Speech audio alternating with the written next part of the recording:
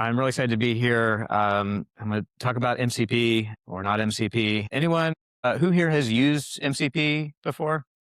Okay, cool. Who has made your own MCP server? Great, great. Okay. For those of you who haven't yet, hopefully you'll come away from this with an understanding of why you might do that and how you might do that. Let me introduce myself. That's me. See, I've spent most of my career working somewhere between the intersection of open source and data in various forms. For a number of years, I was a developer working on Apache Arrow. I was chair of the project management committee last year. Currently a VP of engineering at Posit. There's some links there, including one to the beautiful book on Arrow and R that I'm holding there, if you're curious. At Posit, one of the teams I work with is the Posit Connect team. Any Posit Connect users in there? Cool, great, awesome. So for those who don't know, Connect is a platform for deploying and sharing custom apps, dashboards, reports, APIs, things you write in the language or framework of your choice, whether it's Shiny or Streamlit, Fast API. There's now Node.js support, Cordo, and other things. And you can also host MCP servers there.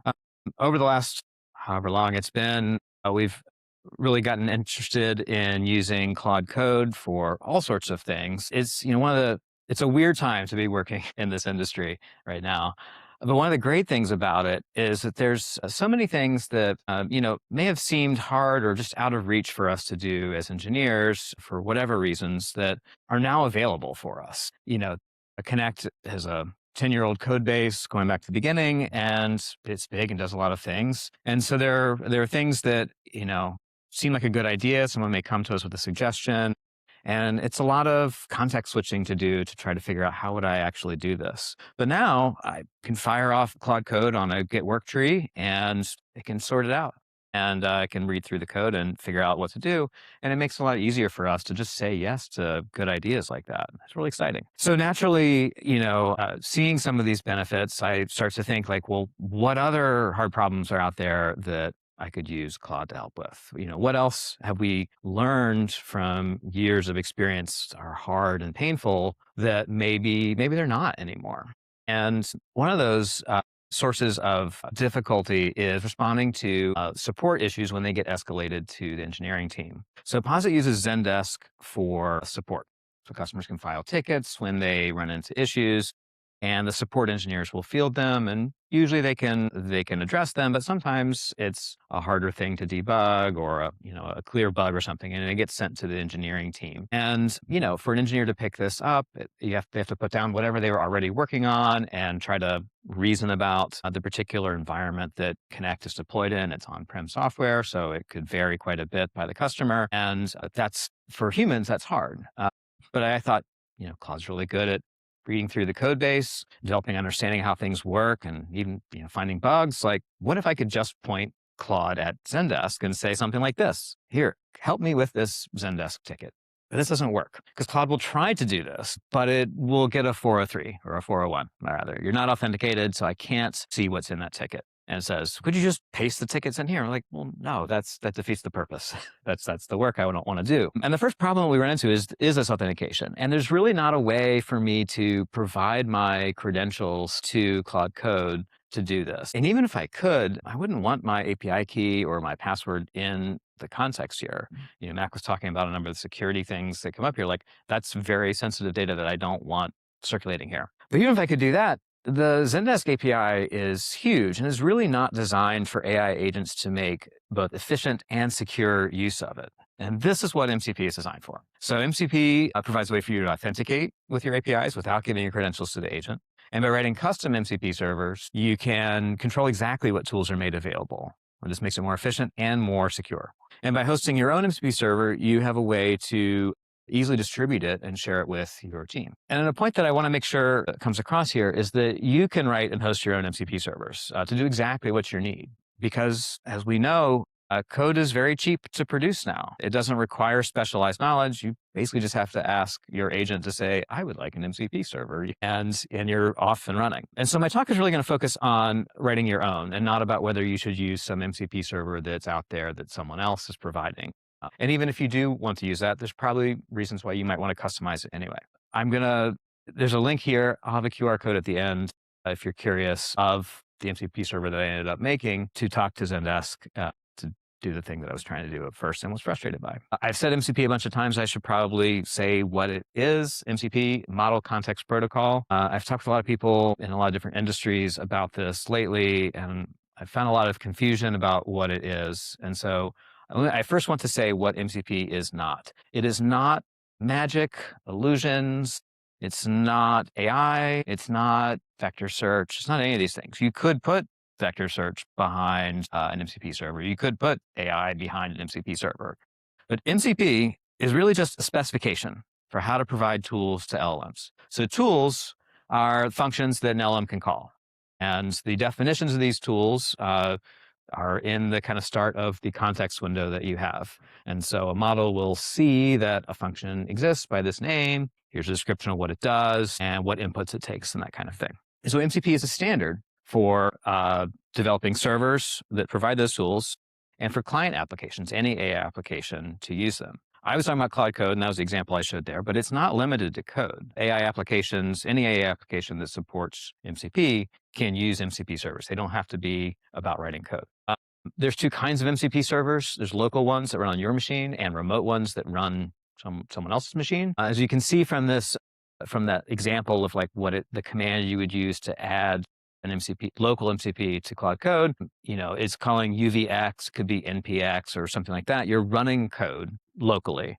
And often it's pointing at a GitHub repository or something. Because it's running locally, you can access things on your local system. That can be really useful. It can also be kind of risky, particularly if you're going to some random GitHub repository and you're not pinning to a SHA that you're pulling there, and it could be untrusted code. Remote ones run somewhere else, and you just reference them by the URL. And so that's really nice for distribution. They can't access your local file system, but they could have access to other things that are available on the server they're running that aren't available to you locally. So there's some trade-offs there. I'm going to talk mostly about remote MCP servers, and because I think that the real value of MCP today really comes from remote MCP servers, but it really helps with the mental model of what MCP is, because MCP is basically just an API standard. A remote MCP server is communicating over HTTP. It makes post requests. It sends JSON. It gets JSON back. This is an API. And so, for people that, many of you in this room, you've worked with data, you've worked with APIs throughout your career. You know what APIs are. You know how to talk to them. You know how to make requests, get response. This is a familiar thing. This is not anything other than a convention of how to structure API endpoints. So you know how to make these. MCP was first announced in the end of 2024. Anthropic put it out. It's now under the Linux Foundation. There's an industry consortium that's supporting it. When it came out, there was a lot of enthusiasm because, there were things that you could do with these tools that there wasn't really a good standard way for providing access to external resources before this. Perhaps not surprisingly, after a lot of exuberance, there was some backlash. One of them being that, why do I need to use, for example, GitHub put out an MCP server? Why would I need that when Claude Code already knows how to use the GH command line tool? This is just a waste, leading some to say that MCP is dead. I disagree, of course. I think, as with many things, there's truth in both the initial excitement and the backlash against it. When it came out, there weren't great alternatives. People were doing things with MCP that maybe is not the best use of. But that doesn't mean there's not still important places where MCP fits in today. I'm going to talk about a few of the critiques and where that I think shakes things out for MCP today. One line of questioning is, what is the right tool for the job? Is it an MCP server? Is it a command line tool? Or is it a skill? The agent skills standard came out, I guess it was 2025, after MCP. And so, there are many things that you can effectively do just by writing some text, markdown. And so if you can explain with existing tools that your agent already has, just how to use those tools, that's what skills are good for. Otherwise, skills are often complements to MCP servers or CLIs. You provide tools, and you also need to provide a description of how to use the tools, what you might use the tools for. So if we're thinking MCP and skill versus CLI and skill, there's really a couple of places where CLIs are great. I mentioned the example of GitHub. So the GH command line utility has been around for a number of years. It's in the training data. in model. And so I can be in Claude Code. Claude Code knows how to use GH. I don't have to tell it how to do it. It doesn't need a bunch of tool definitions. It doesn't need to do GH -- help to see what the command line says it does. So that's great. And so you save all of these tokens that the context window, the context that you would take up with these tool definitions. That's great if that exists. It doesn't exist for everything. And so if the command line that you want to, utility that you want to use is not widely available, it's not in the training data, you're going to have to, either the model's going to have to discover by trying things how to use it, or you're going to have to explain it in a skill. And now you've lost that savings of the tool definition. Because MCP servers, I should clarify, when you connect an MCP server, it pulls all of the tool definitions up front. And so the GitHub MCP server has dozens, maybe hundreds of MCP tools if you were to use them all. That's a lot of tokens. And so that's what you're trying to save. The other place where a CLI is, the other thing you need if you're going to use a CLI is you need to be able to run commands in the shell. And not every AI application has that. You might be building an AI agent yourself, and you don't want to give it access to Bash because you want to keep it constrained to what its abilities are. Maybe you're using a desktop application that's not Claude Code. And so CLIs don't have the same reach there that MCP does. There's also more things that you can do with a remote MCP server that you just can't do with a CLI. I mentioned authentication up front. In the MCP standard, there is this OAuth flow that is specified. And what that means is you can register your MCP server with your application. And if the place you've deployed it supports this, it will take you to the browser. When you try to connect, it'll take you to the browser. You'll log in and it'll say authentication successful. You can close this tab. And it handles it automatically. So you don't have to have secrets sitting locally on your machine. That's great. And you just can't do that otherwise. I mentioned before, you could have databases or things that you only want to expose within the server where you're running the MCP server that you wouldn't have access to locally. And this gives you an AI forward portal to those. Monitoring, some of the earlier presentations were talking about, having the audit trail of things, these sorts of enterprisey things. It's particularly important with AI. And you can get these with a remote MCP server.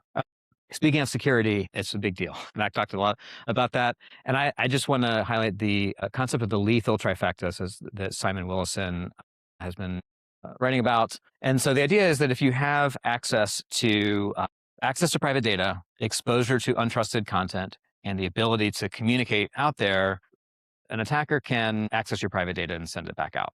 This is relevant for MCP. It's also relevant for command line utilities, but there were a lot of cases of exploits using MCP servers, which is why I raised this here. The MCP server, it's not just that the MCP server would be malicious, it's that the whole point of adding tools like this is it allows you to access additional data, and some of that might be from untrusted sources.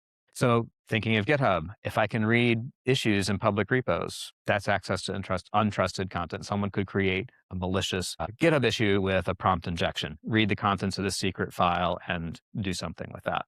And so if I have access to read GitHub issues and write GitHub issues, I have just created this lethal trifecta. So this gets to what I think are of some best practices in working with MCP servers and in building your own.